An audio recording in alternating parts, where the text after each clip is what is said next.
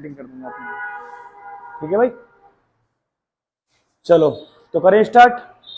आज का जो टॉपिक है वो है वैदिक सभ्यता। तो हिस्ट्री में हम पढ़ते पढ़ते काफी आगे तक आ गए हैं और वैदिक सभ्यता आज का टॉपिक रहेगा। वैदिक सभ्यता में आरपीएफ के हिसाब से, है ना, बाकी तो देखो एसएससी हुआ, दिल्ली पुलिस हुआ, यूपी पुलिस हुआ, है तो सबका सिलेबस सेम ही जीएस में, है ना, मगर फिर भी जब स्पेशल नाम रख दिया जाता है तो इसी के नाम से पढ़ा जाता है। तो आरपीएफ के हिसाब से जो जो क्वेश्चन आपके कवर होने हैं उन क्वेश्चनों को कवर कर लेंगे। ठीक है, वैदिक सभ्यता को कहा जाता है आर्य सभ्यता भी कहते हैं। तो दूसरा नाम क्या है इसका? आर्य सभ्यता। तो वैदिक सभ्यता को आर्य सभ्यता के नाम से भी जाना जाता है। कर लोगे? वन बाय वन जो चीजें हमारे काम की हैं वो कवर करनी है, बाकी सारी राम कथा को छोड़ने वाले हैं, है ना, वरना एक लेक्चर में या एक क्लास में ये पूरा होना लगभग असंभव है। क्लास छोटी भी रखनी है और ज्यादा भी सीखना है, तो बड़ी चुनौती है। तो देखना समय कब से कब तक, समय वैदिक सभ्यता का कब से कब तक, तो 1500 बीसी से 600 बीसी तक। अलग अलग किताब आपको अलग अलग दिखाएंगी। इस 600 के टाइम को दो तरीके से डिवाइड कर देती हैं। कुछ बुक है 1500 से 1000, फिर 1000 से 600, मगर अपन लोग क्या पढ़ेंगे 1500 से सीधा 600 बीसी तक। कर लोगे?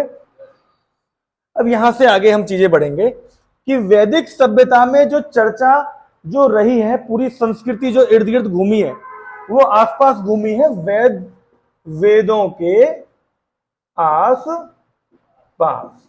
वेद समझते हो? वैदिक सभ्यता में जो चीजें घूमी हैं, जो आसपास चीजें चली हैं, वो वेदों के आसपास चली हैं, है ना।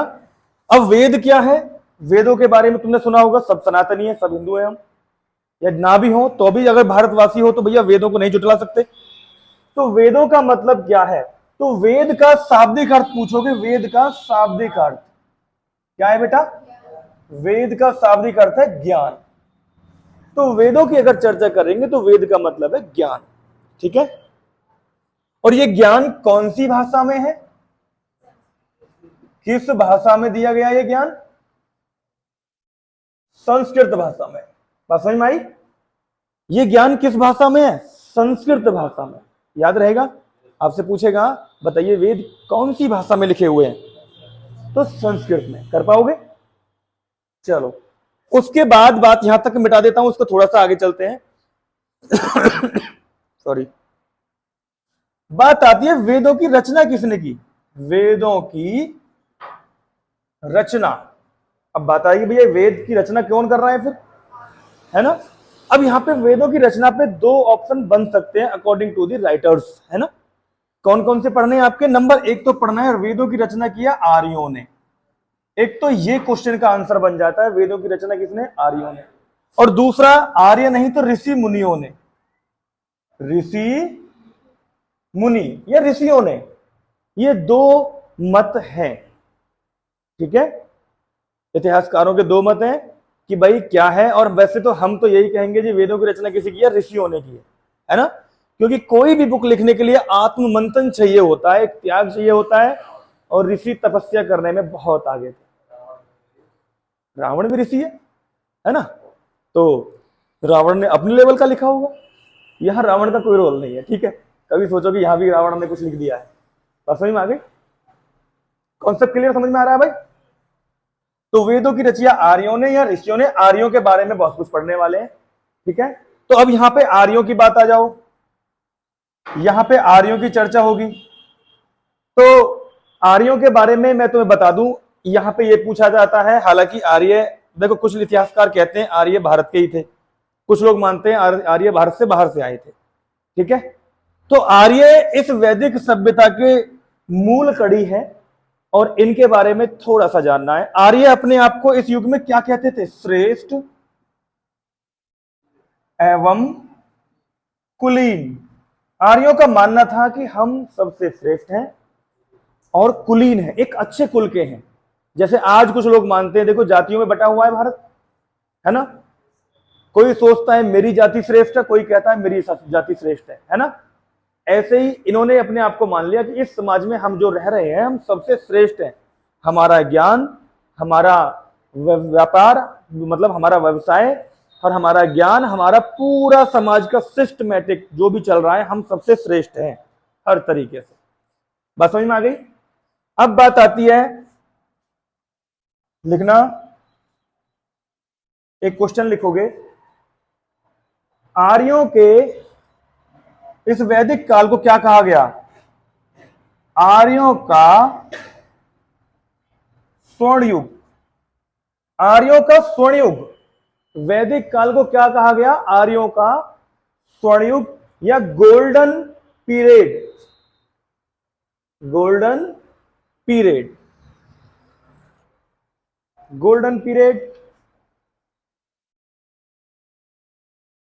नंबर 2 पॉइंट, अलग अलग इतिहासकारों के मत के अनुसार, हम तो ये कहते हैं आर्य यहीं के थे, है ना, मगर अलग अलग इतिहासकार क्या कहते हैं। नंबर 1, मैक्स मूलर के अनुसार,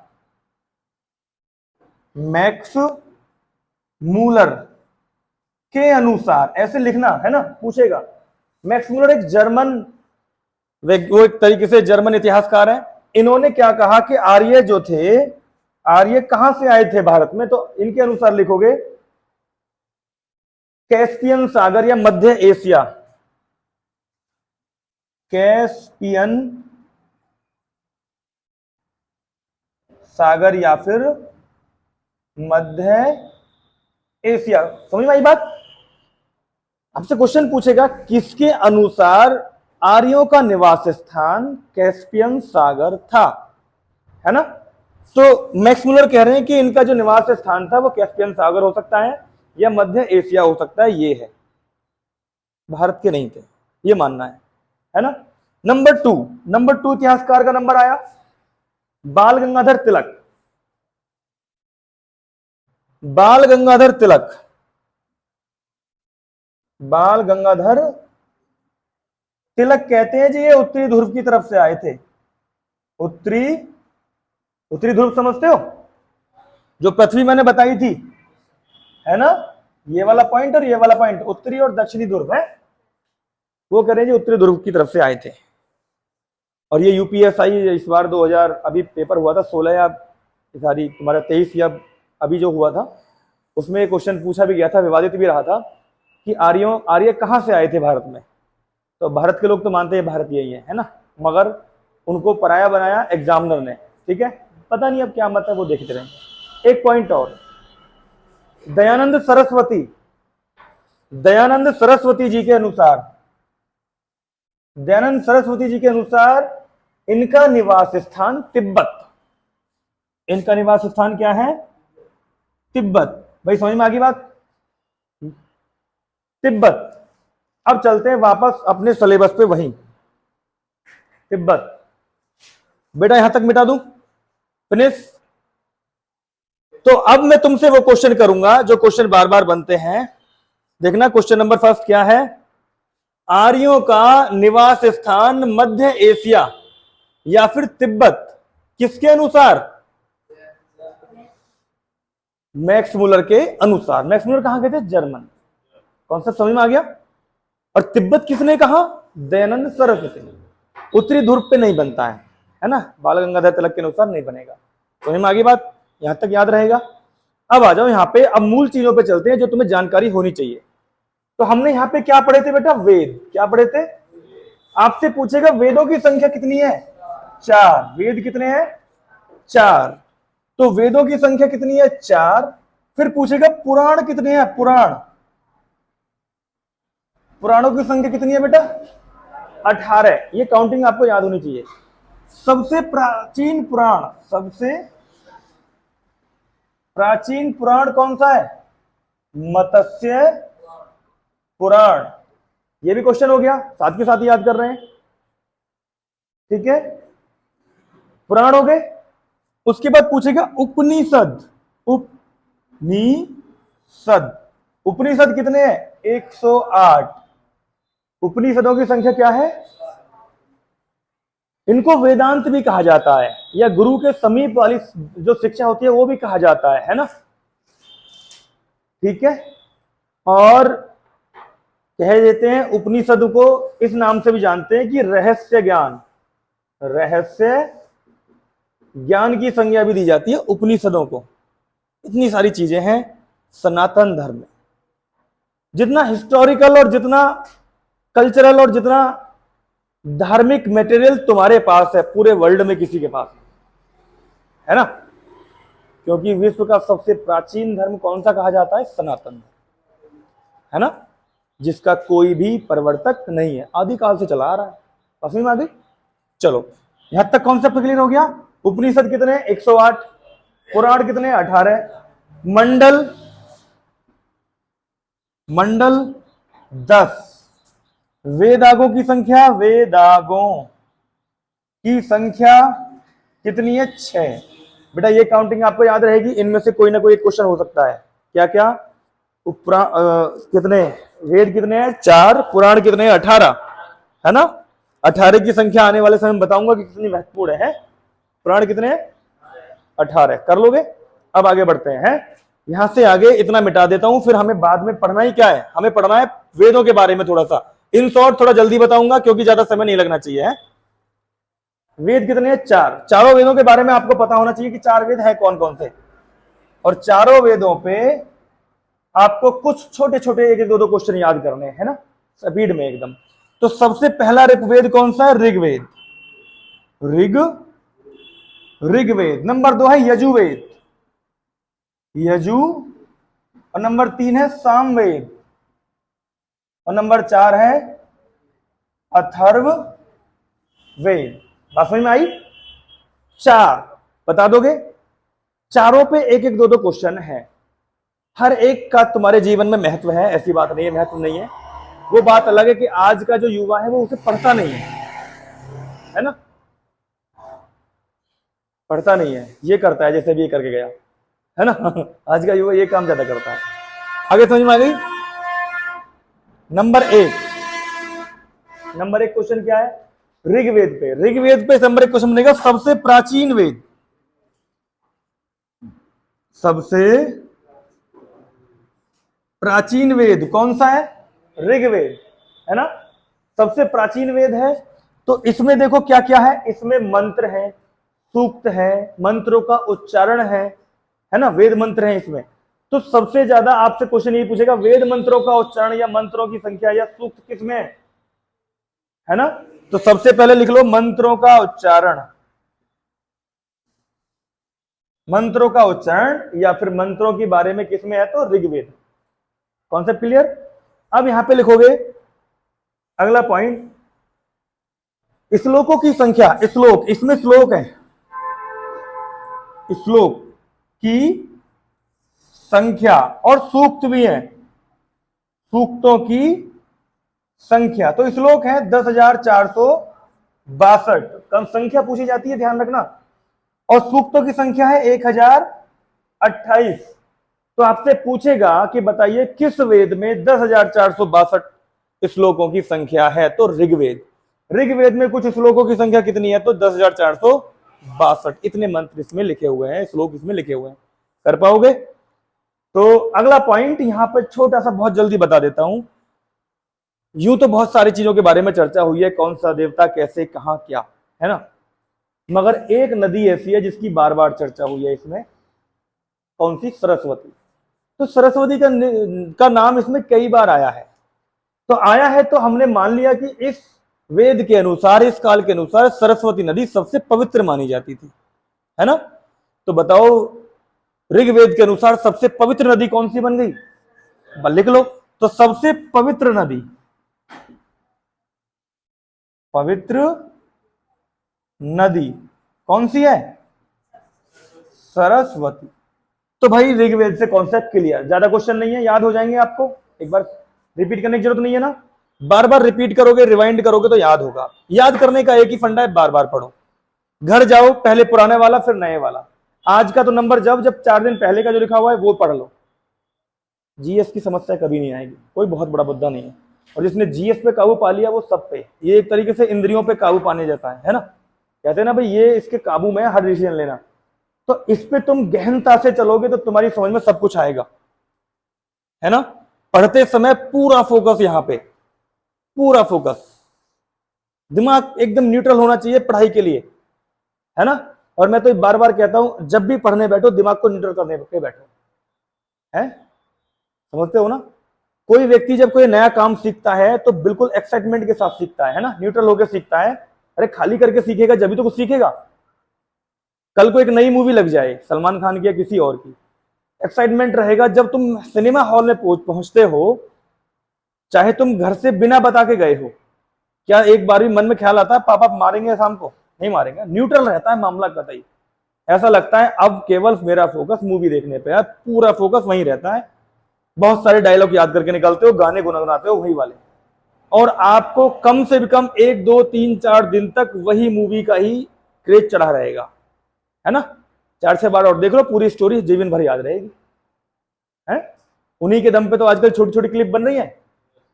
समझ में आ गई? इसका मतलब पता है क्या है, जब हम दिमाग को न्यूट्रल करके किसी चीज को स्टार्ट करते हैं तो हमारी दिमाग की शक्ति बढ़ जाती है और याद होता है बहुत जबरदस्त तरीके से, है ना।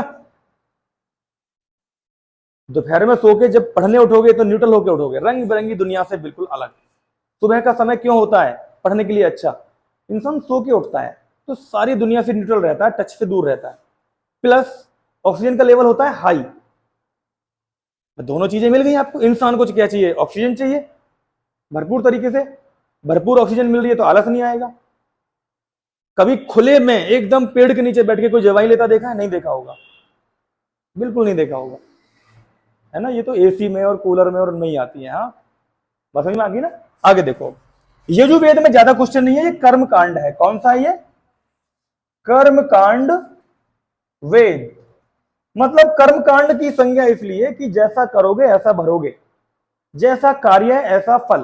कर्म कांड का मतलब ये होता है संस्कृत में। कर्म कांड मतलब जैसी करनी वैसी भरनी जैसा मामला है ना। दूसरी बात क्या है? गद्य और पद्य में कौन सा वेद है? यजुर्वेद। 2 ही क्वेश्चन है, ज्यादा नहीं है। गद्य और पद्य का मतलब वही है जो तुमने गद्य संकलन पढ़ी थी और काव्य संकलन पढ़ी थी। 12वीं तक पढ़ी है, नहीं पढ़ी है? 10वीं तक पढ़ी होगी। कविताओं वाला मामला और कहानियों वाला मामला, है ना। शब्द थोड़े भारी भरकम यूज होते हैं कहानियों में, है ना, और कविताओं में लयबद्धता वाले यूज होते हैं जिनमें हमें रस प्राप्त होता है। या तो दुख प्राप्त होगा या सुख प्राप्त होगा या शांत प्राप्त होगा, है ना। देखना, एक शब्द ही तो ऐसे होते हैं जो तुम्हारे उत्तेजना को बढ़ा देते हैं और घटा देते हैं, है ना। अभी किसी से लड़ना है, वो शांत चल रहा हो, आकर वो उसे गाली दे दे, एकदम ऐसा लगेगा ये क्या कर दिया, मारपीट स्टार्ट। तो शब्द कुछ भी करवा देते हैं। यहां तक क्लियर बेटा? सामवेद आज की दुनिया में सबसे ज्यादा वर्चस्व बनाए हुए हैं। कोई कैसे भी संगीत को बनाया जा रहा है, तो इसका जनक कौन है? सामवेद। संगीत का जनक, संगीत का जनक। आज जो ये इतने टॉप लेवल का संगीत चल रहा है, कौन है इसका फाउंडर? सामवेद। ठीक है। और टॉप लेवल का नहीं चल रहा है, मैंने तो वो केवल हास्यप्रद तरीके से बोला है। जिसका जो मन आए वो बनाया जा रहा है, अलग अलग एक्टिविटी करके रील बनाए जा रहा है। पढ़ाई की वीडियो फेमस नहीं हो रही है। और एक अभी बस कच्चा बनियान पहन के कुछ देखा तुमने, वो एक बिल्कुल 500 रुपए हल्ला मचाता रहता है, वो बहुत फेमस हो गया वो भी। बताओ वो क्या है?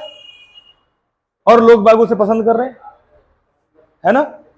तो लोगों का टेस्ट बदल गया है, पढ़ाई से लेना देना हट गया है। अब उसे पहले से ही और अब ज्यादा इंसान को वाहियात चीजों में, जिनसे कोई मतलब नहीं है, जिनका कोई मतलब कहीं कुछ काम नहीं है, उन चीजों में पहले से मजा आता रहा है इंसान, है ना। अब उस पे 5G ने अपनी मोहर लगा दी है। ऐसे जैसे संविधान मोहर मार देता है, यही रहेगा। अब 5G ने मोहर लगा दी है। इंसान अपने 24 घंटे में से मैक्सिमम घंटे फोन के साथ बिताना चाहता है। ये बात सच है या नहीं? कोई अपने आईफोन के साथ, कोई अपने कैसे फोन के साथ है। तो भैया रिजल्ट वही मिलने वाले हैं, है ना। किताब के साथ बिताओगे तो नौकरी पाओगे, फोन के साथ बिताओगे तो एक ना एक दिन बहुत बुरा हाल होना है। हेल्थ से भी जाना है, आंखें से ही जाना है। और सिंपल सी बात है, घर वाले कब तक खाना खिलाएंगे? एक ना एक दिन मांग मांग के करना पड़ेगा। हाँ, दोस्त से कहोगे 500 डाल, उससे डाल, इससे डाल, ये भी कोटा पूरा हो जाएगा तो फिर एक दिन आ जाएगा कटोरा हाथ में। वैसे जेब में आईफोन है और हाथ में कटोरा है। क्यों मांग रहे हो भैया? रिचार्ज नहीं है। रिचार्ज बहुत महंगे होने वाले हैं, चिंता ना करो, 5G अभी फ्री चल रहा है, रिचार्ज बहुत महंगे होंगे, है ना। 15-20 हजार की सैलरी में कुछ नहीं होगा, 1000 रुपए का रिचार्ज लगेगा हर महीने। ऐसा समय आ जाएगा जल्दी। सामवेद बेटा संगीत का जनक, ठीक है। तो वेद व्यास जी के एक वो थे, क्या कहते हैं, शिष्य जैमिनी, उन्होंने इसका क्या कर दिया, निर्माण कर दिया। तो संगीत का जनक कौन सा, ये इस पे एक ही क्वेश्चन बनेगा। अब आ जाओ अथर्ववेद में। अथर्ववेद का भी कलयुग में बड़ा रोल है। अब इनका रोल कम होता जा रहा है। ये दोनों अपना वर्चस्व बनाए बैठे हैं।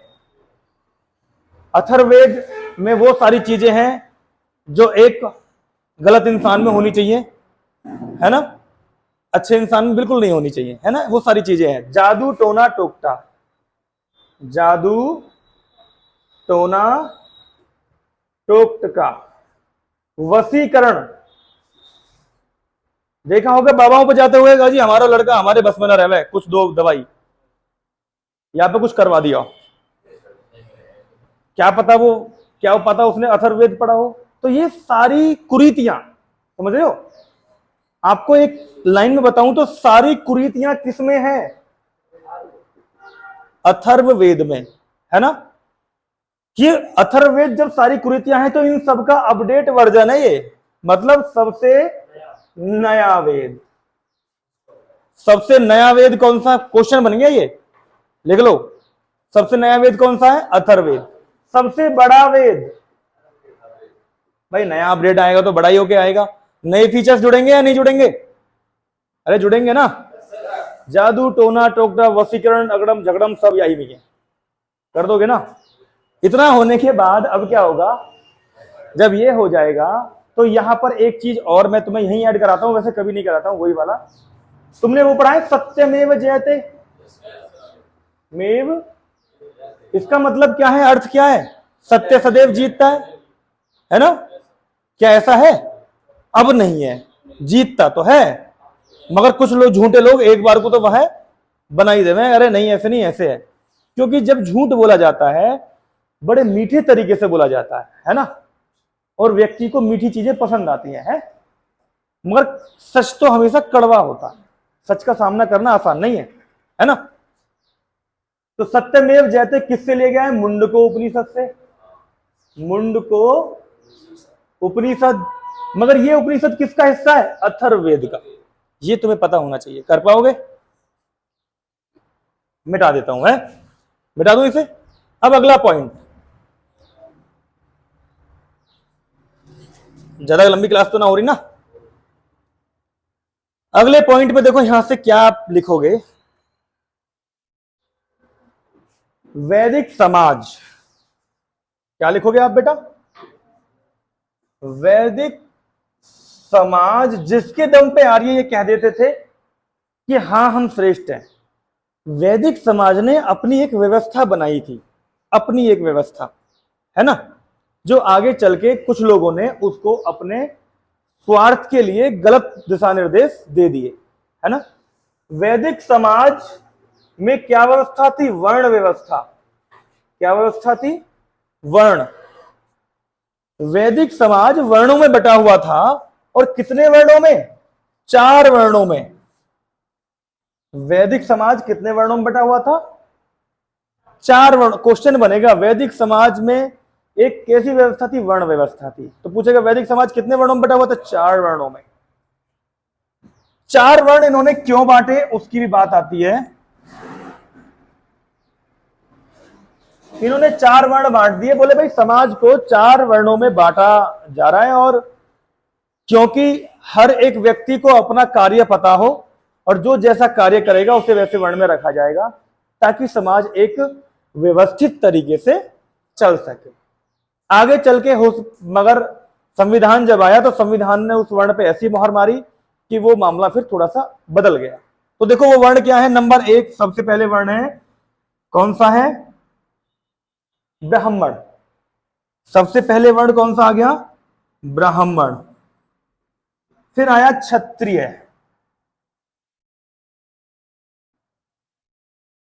क्षत्रिय,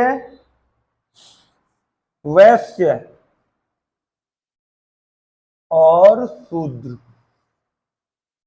और क्या? शूद्र। 4 समाज बन गए। कौन कौन से बन गए बेटा? कर लोगे ना? अब आपसे ये पूछ सकता है, बताइए 4 वर्णों में से कौन सा वर्ण नहीं था? इजी क्वेश्चन है, आप याद कर लोगे हैं। आज भी लोग इनका कुछ लोग पालन करते हैं, है ना।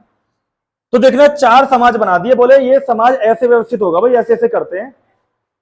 देखना कैसे, किसका क्या कार्य था। ब्राह्मण वर्ण में वो लोग रखे गए जो समाज को शिक्षा दे रहे थे। कौन से लोग रखे गए? ये नहीं कि साला जो जन्म पैदा हो रहा है वो ब्राह्मण ही रहेगा, अभी बताऊंगा मैं, है ना। मगर इसका देखो गलत उपयोग कैसे किया गया है। ब्राह्मण वर्ण में कौन लोग थे जो समाज को शिक्षा देने का कार्य कर रहे थे? क्षत्रिय कौन से थे? जो समाज की रक्षा कर रहे थे। रक्षा, क्योंकि सिंधु सभ्यता में देखा ना तुमने, बता रहे थे भाई कैसे आक्रमणकारी जो है खत्म करके, तो रक्षा करने के लिए भी चाहिए अपन को, है ना। क्योंकि हर कोई तो प्राण गंवाने को तैयार नहीं है। जो शिक्षा दे रहा है वो प्राण कैसे गंवा देगा? वो तो ऐसा लगेगा कि मैं तो मर जाऊंगा। कुछ लोग ऐसे तैयार हुए समाज में जो अपने प्राणों में देने में बिल्कुल भी हिचकिचाहट नहीं है। बात समझ में आ गई? वैश्य समाज में कौन से थे? जो समाज में व्यापार कर रहे थे। व्यापार, आज के समय में उन्हें बनिया बोले, है ना। बनिया मामा, अब तो सभी कर रहे हैं भाई, बनिया क्या बोले, सभी व्यापार कर रहे हैं, अब कोई दिक्कत नहीं है। मगर समाज में कुछ व्यक्ति ऐसे थे जिनमें विशेष कला थी व्यापार करने की। मीठा बोलते थे, बाबूजी आ जाओ, बाबूजी चाय पानी नाश्ता, और बाबूजी काट दिए नीचे से अच्छी तरीके से, है ना। बाबूजी को लग रहा है भैया एसी में बैठाकर आज तो नाश्ता करवा दिया, उन्हें क्या पता उनके बिल में कहां कहां क्या क्या गड़बड़ है। उन्होंने देखे रहे, नहीं मैं नहीं देखना, तुमने लिख दिया। वो मामला चलता है, आज भी चलता है वो, है। शूद्र, ये वो थे जो समाज के छोटे छोटे कार्य या इन सारे समाज के लोगों की सेवा में कार्यरत थे। इनके पास कोई और नया स्किल्स, कोई ऐसा स्किल्स नहीं था इनके पास, है। तो इनके पास जो स्किल्स थे वो स्किल्स कहां रख दिए गए? शूद्र। कार्य क्या था? जूते बनाना किसी के लिए, पानी पिलाना किसी के लिए, बाल काटना किसी के लिए, है ना। तो जो भी छोटे कार्य थे उनको वहां पे रख दिया, जिसका जो स्किल्स था, जो जिस लायक था। या तो ये मान लो जो जिस लायक था वो ऐसे वर्ण में विस्थापित कर दिया, है ना। मगर इस समाज की एक खूबसूरती ये भी थी उस समय पे, ऐसा कोई बंदिश नहीं था जो जहां जिस वर्ण में पैदा हुआ है, मान के किसी का पिता जूते बना रहा है ना, और वहां पे कोई बच्चा पैदा हुआ और भविष्य में आकर के वो दे रहा है क्या? शिक्षा। क्या दे रहा है? तो वो शूद्र नहीं रहने वाला है, वो क्या हो जाएगा? ब्राह्मण।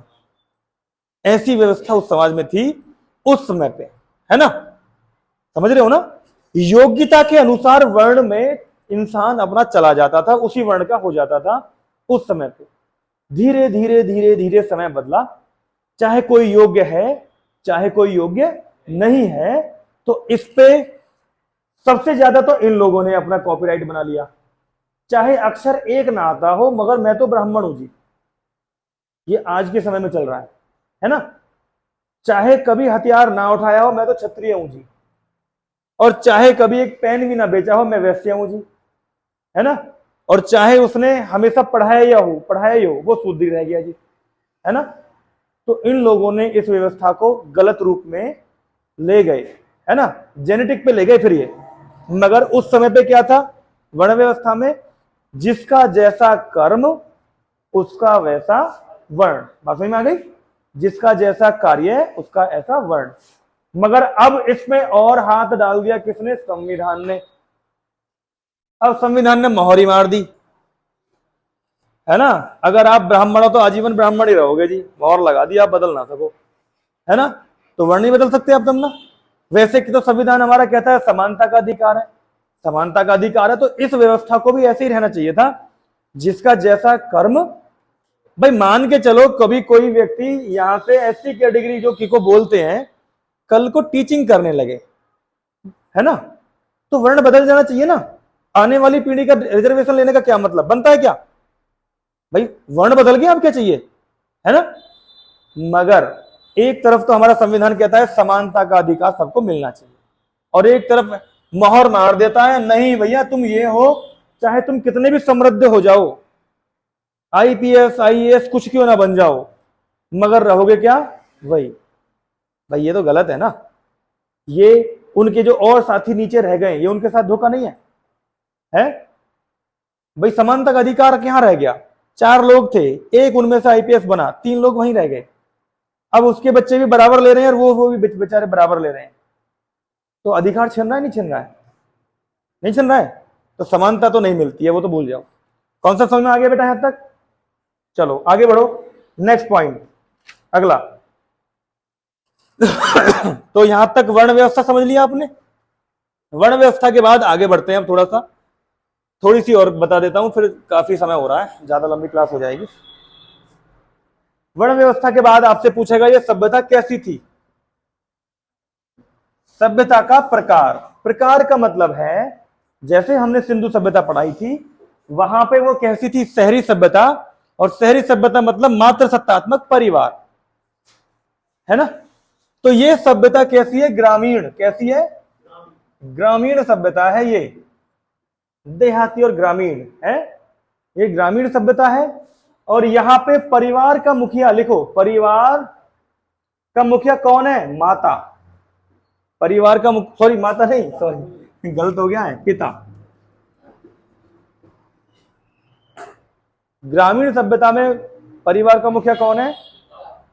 पुरुष प्रधान सभ्यता भी बोल सकते हैं। इसका नाम क्या बोला गया? पुरुष प्रधान सभ्यता। ठीक है। पूजा करते थे गाय की। पूजा किसकी चल रही है? इसका मतलब यहां पे जल देवता भी है, वायु देवता भी है, अग्नि देवता भी है, वरुण देवता भी है ना। कुछ लोग इसे हास्यप्रद समझेंगे, और जी ऐसे देखो ये तो मूर्ख है, हर चीज को देवता मान लेते हैं। भैया देवता के मायने क्या है पहले तो ये समझो ना। हम तो अपने लेवल से समझते हैं। मान के चलो कल को किसी को खाने को भोजन नहीं है, बात समझ रहे हो, कुछ भी नहीं है, बहुत परेशान है, मरने की नौबत है। अचानक से कोई व्यक्ति आता है, उसे पढ़ाता है और उसे कामयाब कर देता है, तो उसके लिए देवता के मायने क्या होंगे? वो व्यक्ति होगा ना। बात समझ में आ रही है? तो जब एक दौर था जब पढ़ाई लिखाई का कोई मतलब नहीं था, अब जब हमको पानी पीने की जरूरत फील हुई तो पानी पिया, हमारे प्राण बचे। तो जल को क्या संज्ञा मिली? जल देवता। और जल के बिना जीवन है? बताओ। खाना खा रहे हो, कैसे जीवन जियोगे? बिना पकाए खा लोगे? अब खाना पकाने के बाद आपका जीवन बढ़िया चल रहा है, आप अच्छा खाना खा पा रहे हो, तो अग्नि को अगर हम अग्नि देवता कहें तो कोई गलत है क्या? तो ये वही समझ सकते हैं जो इन पे मंथन करते हैं। हवा अगर 2 दिन गायब हो जाए, सोचना जीवन चलेगा तुम्हारा? 2-3 घंटे को बंद हो जाएगी, जैसे जुलाई में बंद होगी, है ना। जुलाई में बंद हो जाती है, हवा नहीं चल रही है, मम्मी पापा कह रहे हैं हवा की एक पत्ता नहीं हिल रहा। अचानक हवा चली, सांस में सांस आई, तुम्हें लगा कि हाँ जी पाएंगे, तो वरुण को देवता कहा, कोई गलत है क्या? सांस ले रहे हो, सांस छोड़ रहे हो, गलत है क्या? है तो फिर कहां गलत है ना। अरुण भाई, जिससे तुम्हें जीवन में, तुम्हारे जीवन में सहायता मिल रही है, आपने उसे देवता की तरह पूजा, गलत कहां पर है? मगर कुछ लोग कहते हैं जी देखो मूर्खों को, अग्नि को भी देवता कह रहे हैं, अग्नि भी देवता है? तो जैसे कहते हैं गाय को माता कह रहे हैं, देखो तो पिता को, तो सांड को क्या कह दो, बैल को पिता कह दो। भाई कहने में क्या बुराई है, इसमें क्या हंसी है? आज ही तो ट्रैक्टर आ गए हैं, गाय हमको भाई तुम्हें पता है सारी चीजें प्रोवाइड करा रही है। अब बात आती है बैल की, क्या बैल खेत नहीं जोतता था, आपको कमा के नहीं देता था? अगर पिता कह भी दिया तो इसमें गलती क्या है? हंसने वालों के मुंह रुकते हैं, उन्हें पता तो कुछ है ही नहीं, जबरदस्ती आ जाता है ना घर में। बात समझ में आ गई? हमारे लिए देवता के मायने वो हैं जो हमारे जीवन को चला दे, नहीं है। अब आज के समय में बहुत सारे लोग अम्बेडकर को देवता कहते हैं, क्यों कहते हैं बताना। और जो कल्चरल, जो पुराणिक तरीके से देवता है, उनको गाली देते हैं कुछ लोग। क्यों दे रहे हो भाई? और फिर अम्बेडकर की पूजा क्यों कर रहे हो?